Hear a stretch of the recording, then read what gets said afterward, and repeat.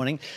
Numbers obtained by Newshub Nation show that about 8,000 courses of Paxlovid have been dispensed of the 60,000 we have on order. That's not good enough, is it?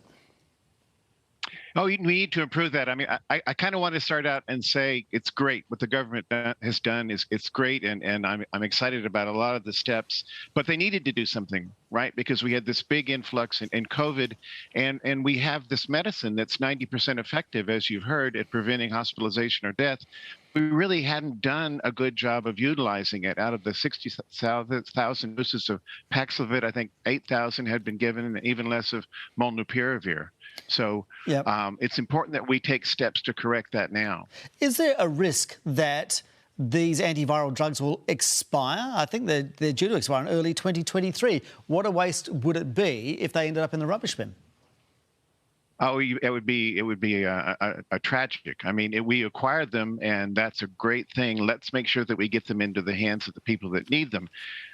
Some things that I would like to see the government consider doing was setting up a 1-800 number so people can find out how they can get them, communicating directly to GPs about, hey, how can you get these into your practice and get them into the hands of patients?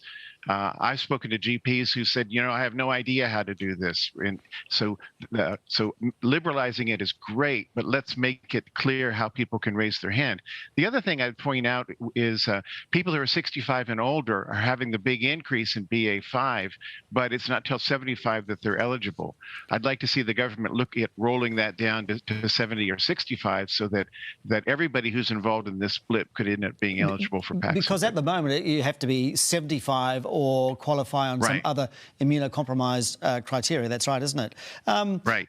But that's much easier than it was because it was 5 different criteria before. So it was very, very difficult before. OK.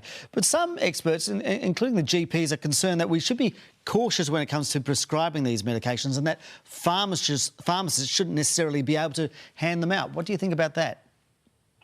Oh, I understand, and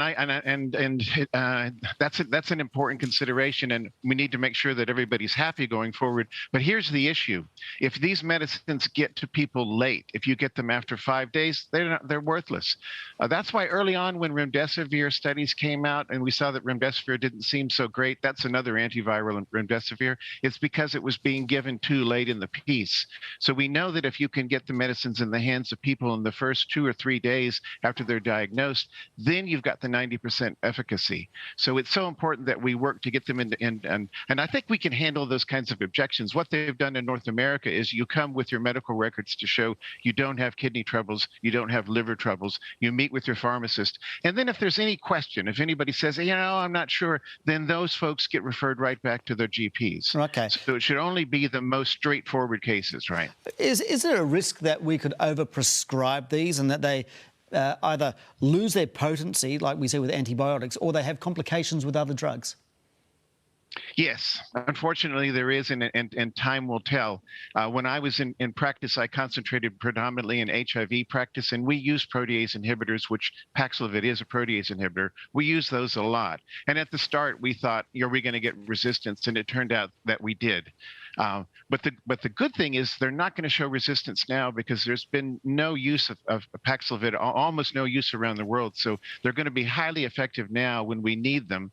Down the road, if resistance comes, I think we have ways to address that. But we've got the medicines here. We've got people who need them. Let's get them into the hand of New Zealanders who don't want to go to the hospital and don't want to get badly ill from coronavirus. So I think it's a great tool now. Why do you think we've been... It's just the right time. Yeah, but why do you think that we've been slower than other countries in rolling out these drugs? Well, one, I mean, U.S. has kind of the corner on the market because Pfizer invented it, so it's been hard to source them. There's a worldwide shortage of Paxlovid. Secondly, the early use of the antivirals was not too impressive. Remdesivir failed. Other antivirals didn't look that great. It was only in the last 6 to 9 months that we began to realize if you give these medicines early, they are great. They're fantastic. So that's been the big development. And I think the government has been a little bit slow to embrace antivirals, but they've come around to it now. Certainly one thing I'd say is that if you can come up with a vaccine to cure a disease, that's always preferred. Okay. But I know back from my HIV days that Vaccines didn't help in HIV, so you had to use antivirals. We were completely dependent on antivirals, and they really saved the day in HIV. OK. Thank you so much for your time, Professor Kurt Krause from Otago University. Thanks. OK, let's take a look at what's coming up next week in politics. Youth Parliament on Tuesday and Wednesday. 120 rangatahi from around the country will fill the debating chamber as our youth MPs and make their